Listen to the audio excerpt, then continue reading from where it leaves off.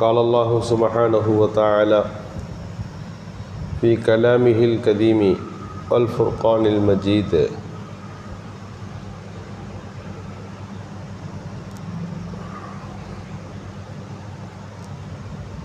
لقد كان لكم في رسول الله أسوة حسنة صدق الله المولانا العظيم. மேலான அல்லாஹுவின் நல்லடியார்களே, நபிகள் நாயகம் ஸல்லல்லாஹு அலைஹி வஸல்லம் அவர்கள் சஹாபிய மக்களுக்கு மத்தியிலே அவர்கள் வாழ்ந்த அந்த காலகட்டத்திலே எல்லோராலும் விருப்பத்தோடு பார்க்கப்படுகின்ற ஒரு மனிதராக, பல நாடுகள் வரை பெருமானாருடைய பெயர் பரவி இருந்த மனிதராக வாழ்ந்தார்கள். முஹம்மது என்கின்ற வார்த்தையை கேட்டால் பல மாத தூரங்கள் உள்ள நாடுகள் வரை நபிகள் பெருமானார் மீது ஒரு அச்சம் கலந்த ஒரு கௌரவம், ஒரு மதிப்பு கலந்த ஒரு கௌரவம் இருக்கும். ரசூலுல்லாஹ் மதீனாவுக்கு வந்தபோது ஊர் மக்கள் எல்லாம் வீட்டு மேலே ஏறிட்டாங்க, மரத்தில் ஏறிட்டாங்க, ரசூலுல்லாஹ் வர்றதை பார்க்கறதுக்காக வேண்டி. ஆனால் அவர்கள் ஏறியது எதற்கு என்று சொன்னால், தங்கள் வாழ்க்கையை உயர்த்தி கொள்வதற்காக. ரசூலுல்லாஹ் வந்த பிறகு அவர்களுடைய வழிகாட்டுதல்களில் தங்களை மேம்படுத்தி கொள்வதற்காக, இந்த உலகத்திலும் மறு உலகத்திலும் வெற்றியை அடைந்து கொள்வதற்காக வேண்டி அப்படி அவர்கள் பெருமானாரை பார்த்தார்கள். பெருமானாரை பார்த்தாங்கன்னா அப்படியே வர்ணித்து பார்த்து கொண்டே இருப்பார்கள். நபிகள் பெருமானார் ஸல்லல்லாஹு அலைஹி வஸல்லம் அவர்கள் அமர்ந்தால் பல குழந்தைகள் பேர் வைப்பதற்காக வரும். நபிகள் ஸல்லல்லாஹு அலைஹி வஸல்லம் வந்த குழந்தைகளுக்கெல்லாம் பேர் வைப்பாங்க. மஸ்ஜிது நபவியில் பள்ளியில் தான் இருக்கிறாங்க. காலையில் விடிந்தால் குழந்தைகளெல்லாம் தண்ணீர் பாத்திரத்தோடு வந்து கொண்டே இருப்பார்கள். ரசூலுல்லாஹ் பரக்கத்துக்காக வேண்டி தங்கள் கைகளை விரலை அதில் வச்சு எடுப்பாங்க. அது அவர்களுக்கு நோய் நிவாரணமாக இருந்தது. இதுவெல்லாம் ரசூலுல்லாவை சுற்றி நடந்தது. தொண்டர்கள் எப்படி இருப்பாங்க அப்படின்னா, ரொம்ப நேரம் பேசிட்டு போக சொன்ன பிறகு ரசூலுல்லாஹ் வீட்டுக்கு போயிடுவாங்க. வீட்டுக்கு போய்விட்டார்கள். கதவை திறக்கலான்னா வாசப்படில் யாரொருத்தர் படுத்திருக்கார். ஏப்பா நீ வீட்டுக்கு போகலையா? நான் வீட்டுக்கு போனேன், தூக்கம் வரல, உங்கள் கூட இருந்த அந்த சிந்தனை தான் இருந்துகிட்டே இருக்குது, அதனால் இங்கேயே வந்து படுத்துட்டேன் அப்படின்னு அவர் சொல்லுகிறார். ரபியா, சல் ரபியா, உனக்கு என்ன வேணும் அப்படின்னு கேட்டால் என்ன சொல்லணும்? உலகத்தில் அது வேணும் இது வேணும்னு சொல்லணும்ல. முராஃபக்கத்துக்கு யார சொல்லலாம், இந்த உலகத்தில் உங்களோட இருக்கிற மாதிரி நாளை மறு உலகத்தில் உங்களோடவே இருக்கணும்னு விரும்புகிறோம். இதுதான் நபிகள் ஸல்லல்லாஹு அலைஹி வஸல்லம் அவர்களை சுற்றி இருந்த தோழர்கள். மா நகமன் நுகாமத்தன், ரசூலுல்லாஹ் எச்சி துப்பனா அந்த எச்சி கீழே விழுகிறதில்ல. ரசூலுல்லாஹை பற்றி பார்க்கறதுக்கு பல நாடுகளுக்கு போன சில மனிதர்கள் வந்து கவனித்தார்கள். இது புதுசாக ஒரு குரூப் உருவாயிருக்கு, நபிகள் பெருமானாரை சுற்றி தொண்டர்கள் கூட்டம். இவங்க யார்? இவர்களுடைய ஸ்டைல் எப்படி? ஈரான் மாதிரி இருக்கா? ரோம் நாட்டுக்காரங்க மாதிரி நடந்துக்கிறாங்களா? இவர் மன்னர் ஸ்டைலில் இருக்காரா அப்படின்னு பார்க்கறதுக்காக அவரை கவனிக்கிறார்கள். நபிகள் பெருமானாருடைய சஹாபிகள் போல உலகத்தில் எந்த ஒரு மக்களையும் நான் பார்த்ததில்லை.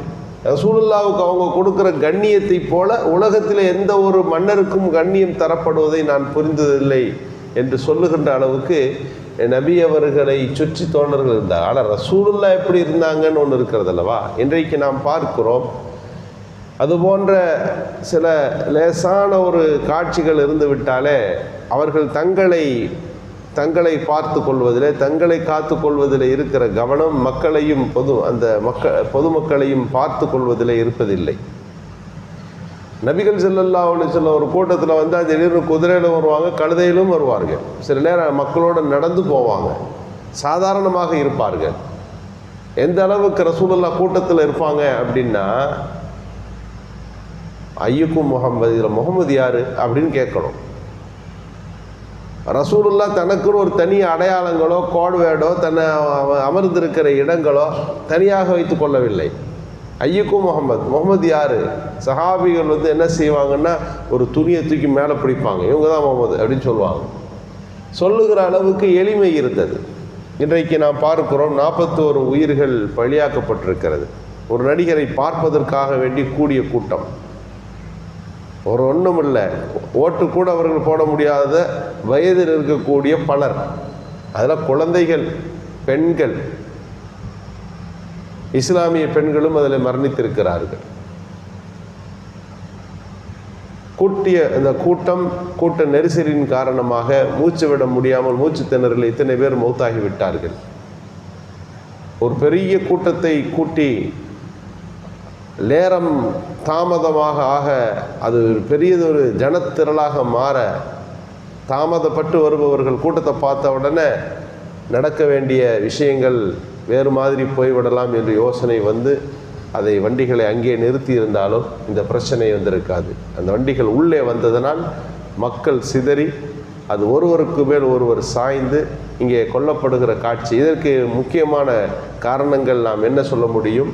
நபிகள் பெருமானார் ஸல்லல்லாஹு அலைஹி வஸல்லம் அவர்களுடைய வாழ்க்கையை இங்கே நாம் கவனிக்க வேண்டும். மக்களோடு மக்களாய் சாதாரணமாக தங்களை தனிமைப்படுத்தி கொள்ளாமல் யதார்த்தமாக இருக்கிற ஒரு பண்பை ரசூலுல்லாஹ் வளர்த்தார்கள். எல்லாரும் தங்களைத்தான் பார்க்க வருகிறார்கள் என்பது ரசூலுல்லாவுக்கு தெரியும். ரசூலுல்லாஹ் தங்களுக்கு என்று ஒரு தனிப்பட்ட ஒரு அமைப்பை ஏற்படுத்தி தங்களை பார்த்து கொள்ளவில்லை. எளிமையாக மக்களோடு பழகினார்கள். எந்த எளிமை பண்பு தலைவர்களுக்கு இருக்கும் என்று சொன்னால் இதுபோல சூழல் வராது. ரசூலுல்லாஹ் ஸல்லல்லாஹு அலைஹி வஸல்லம் அவர்கள் 1,00,000 தோழர்களோடு போவார்கள். அங்கே ரசூலுல்லாஹ் வராங்க, ஒதுங்குங்கன்னு சொல்கிறதுக்கெல்லாம் ஆள் இருக்காது. ரசூலுல்லாஹ் எல்லாரோடும் சேர்ந்து வளைந்து நெளிந்து குனிந்து உள்ளே போய்கொண்டே இருப்பார்கள். அவர்கள் தங்கள் கைகளால் தள்ளி அந்த இடத்துலேருந்து நகர்ந்து போவார்கள். ரசூலுல்லாஹ் அப்படி வைத்திருந்தார்கள். நடந்து போகிற போது ஒரு கூட்டம் பின்னாடி வந்து கொண்டே இருந்தது. சொன்னாங்க, இப்படிலாம் பின்னாடிலாம் வர வேண்டாம். ஒரு இடத்துலேருந்து இன்னொரு இடத்துக்கு போனால் 100 பைக்குகளிலே இன்றைக்கு தலைவர்களை மக்கள் துரத்துகிறார்களா இல்லையா? அவர் முன்னால் விட்டு அவர் 1000 பேர் பின்னால் வருகிற போது அவருடைய மரியாதை இன்றைக்கு பெருகுகிறது, பெருசாக தெரியுதுன்னு நினைக்கிறாங்க இல்லையா? ரசூலுல்லாஹ் சொன்னாங்க, எனக்கு பின்னால் யாரும் வரக்கூடாது, எனக்கு பின்னால் யாரும் நடக்கக்கூடாது, முன்னாடி போங்க, உங்களில் ஒரு ஆளாக நான் வந்துக்கிட்டு இருப்பேன், எனக்கு பின்னால் யாரும் நிற்கக்கூடாது. நபிகள் ஸல்லல்லாஹு அலைஹி வஸல்லம் அவர்கள் அந்த மக்களை பண்படுத்துகிறார்கள். ரசூலுல்லாவை பார்ப்பதற்கு லட்சக்கணக்கான மக்கள் அங்கே குழுமுகிறார்கள். ஆனால் ரசூலுல்லாஹ் காட்சி பொருளாய் தங்களை காட்டி கொண்டிருக்காமல் மக்களோடு இணைந்து செயல்பட்டார்கள் என்கின்ற அந்த பண்புகள் இன்றைக்கு நடந்து கொண்டிருக்கக்கூடிய இவற்றிற்கு இது போன்ற உள்ள தலைவர்கள் இதை முன்மாதிரிகளாக கொள்ள வேண்டும். இன்றைக்கு பெருகி வருகிற இது போன்ற சினிமா மோகங்கள், எதற்காக வேண்டி கூடுகிறோம் என்கின்ற நோக்கமே இல்லாமல் மக்கள் திரள், இதுவெல்லாம் இன்றைக்கு நடந்து கொண்டிருக்கக்கூடிய ஒரு அபாயகரமான ஒரு சூழலை நமக்கு எடுத்து காட்டுகிறது. நோக்கம் இல்லாமல் ஒரு மூமியினுடைய வாழ்க்கை இருக்க முடியாது என்கின்ற உணர்தல் வேண்டும். பல்வேறு இளைஞர்கள், பெண்கள், வாலிப பெண்கள் எங்கே நாம் நின்று கொண்டிருக்கிறோம், எதற்காக வேண்டி இங்கே நாம் கூடுகிறோம் என்கின்ற எண்ணமே இல்லாமல் இஸ்லாமிய மயமாக்கப்பட்ட ஊர்களில் இருந்தெல்லாம் கூட இது போன்றது ஒரு காட்சிகளை நாம் பார்க்கிறோம். எனவே நம்முடைய முயற்சிகள், உழைப்புகள் எதை நோக்கி இருக்கிறது என்பதில் கவனம் வேண்டும். பிறருக்கு வழிகாட்டிகளாக நம்மை நாம் உருவெடுத்து கொள்ள வேண்டும். அல்லாஹு சுப்ஹானஹு வ தஆலா உயர்ந்த பண்புகளோடு வாழுகின்ற நல்ல தௌஃபீக்கை நல்குவானாக. சுப்ஹானல்லாஹ்.